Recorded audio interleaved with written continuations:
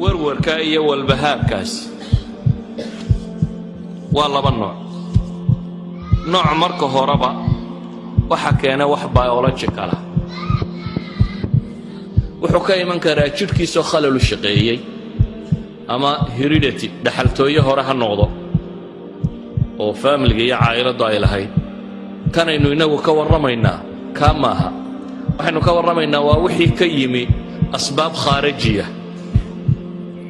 asbaabta khaarijiga ay ka timi markaa waxa weeyaan qofka mashkilada ku dhacday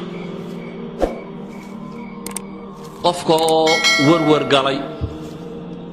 qofka oo musiibo intay ku timi musiibadii xijin kari waayay xanuun bay dhashaa marka dambe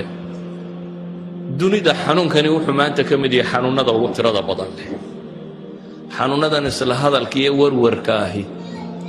waxay ka mid yihiin xanuunada dunida ugu tirada badan leh walidaalika waxaa la tilmaamaa yurub oo kale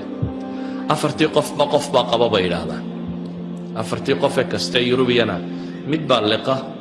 daawooyinkaasi loo liqo xanuunada nafsiga